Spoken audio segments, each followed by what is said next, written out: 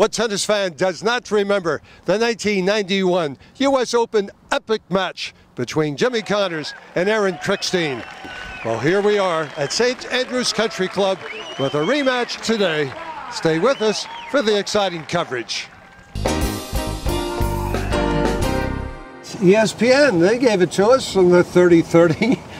A nice reflection of a memorable match at the U.S. Open a quarter of a century ago, and it was revealed there was not a lot of conversation between you and Jimmy afterwards, but you put this thing together. You got a reunion match coming up with the great Jimmy Connors. What's that personally make you feel like, to put this back together, to make history again? I think it's amazing, really. When you think about that match and that loss, it was devastating at the time for me to lose that match, being a fourth round of the U.S. Open with an opportunity to get through further, and a tournament that I love to compete at. I didn't think at the time that it was ever going to be as famous as it did, that match. I mean, I knew it was a tough loss, and it was on his birthday, and it was Jimmy Connors, and it was on Labor Day, and all the things lined up. But of course, I didn't know that I'd be hearing about it for 25 years, and every rain delay they would be showing it more than any match in history. That's when you pray for sunny 2 weeks at the Open, don't you? I did for a while, but then I became to kind of accept it and actually like it, knowing that people who didn't watch me play, and I could show my kids as well.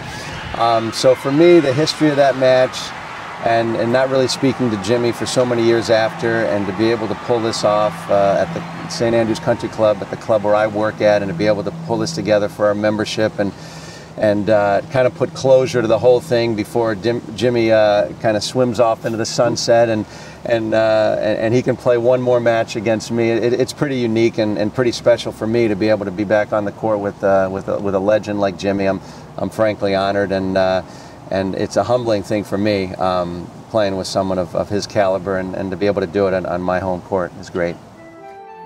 This esoteric South Florida gem, offering distinguished Emerald Club of the World eminence, upscaled luxury homes, world-class golf and tennis, award-winning dining, aquatic center, state-of-the-art fitness center, and full-service spa, was going to be the setting of a tennis history-making day. The venue was buzzing with excitement and hospitality, as the family at St. Andrews Country Club was energized to have this marquee replay on its revered grounds. Family continued to be the theme as Aaron's daughter Jade opened the sporting extravaganza, singing the national anthem.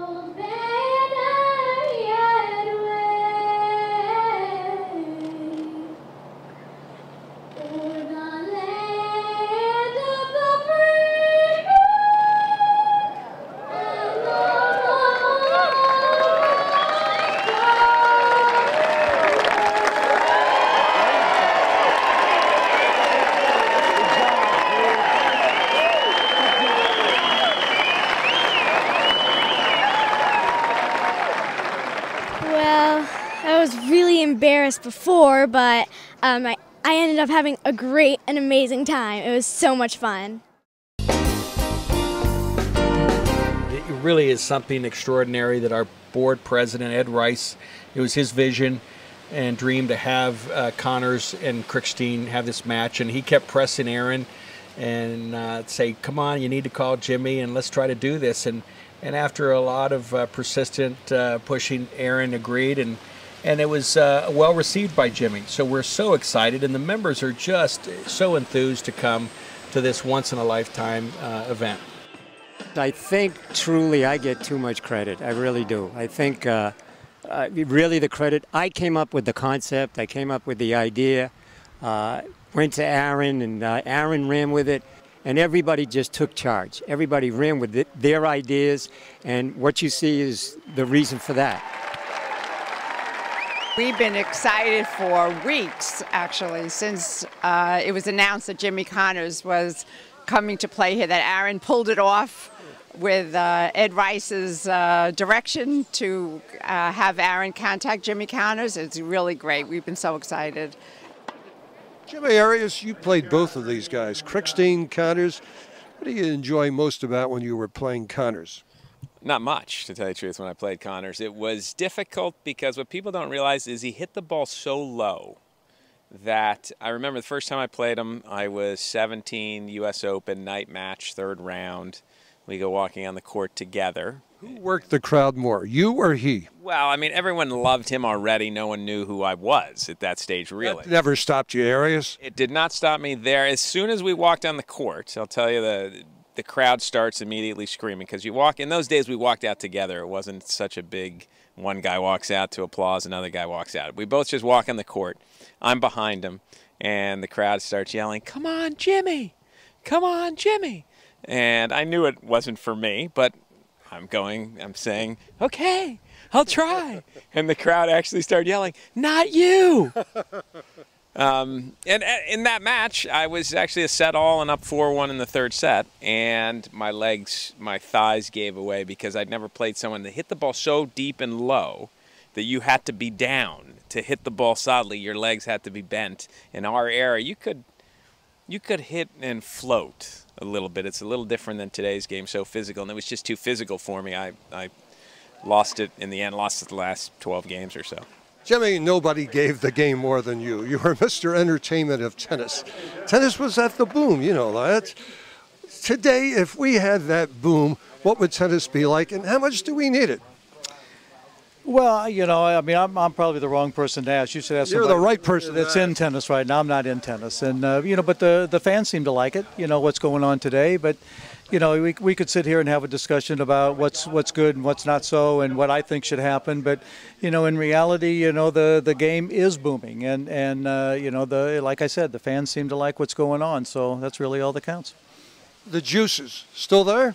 No, unfortunately not. You know, I wish I still have a little bit of the competitive spirit, and certainly not in tennis. I mean, I'm not around it, and I don't play quite as much as I'd like to. And you know, but anything else I get into, whether I'm playing golf or whatever, certainly the juices are there. I want to try to play as good as I can and become as good as I can be. But I was lucky to do it once, and I was very satisfied with that, and I never wanted to be anything else but what I was, and that was as good a tennis player as I could be, and I'm very happy with that. Rumor was the harder you tried, the luckier you got. I'll agree with that. Good to see you. Know that's the truth too. It is. Good Thank to see you, you, sir. Always Good a to see pleasure. you. Thank you. The match was full of masterful ball striking on both sides of the net. As host pro Krickstein evinced the audience why he had wins over a half-dozen former world #1 professionals with his relaxed, rhythmic, effortless strokes. 8 slam singles titleist 62-year-old Connors, once a maverick, now a veteran, in sleeveless sweater and long whites, was rock solid with his signature flat, low, net-skimming bullets. There was an added feeling of history being made as the grateful fans realized that this was going to be Jimbo's final public tennis exhibition.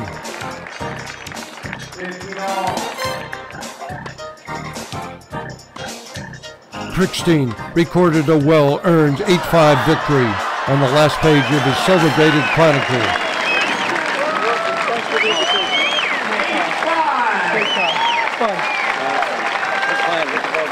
More reunions were established as 1991 U.S. Open chair umpire David Littlefield surprised Connors as he was reintroduced to Jimmy, and they jokingly relived the stormy player-umpire relationship of the U.S. Open blockbuster.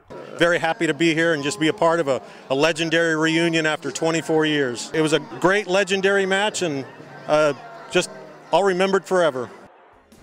Tennis fans, always great to spend some time at St. Andrews Country Club. Hope that you enjoyed the action. Plan to be with us again, but until then, remember, in tennis scoring, love means nothing, but love of the game means everything. Keep alive your love of the game. Love you, tennis fans, and we'll see you again soon.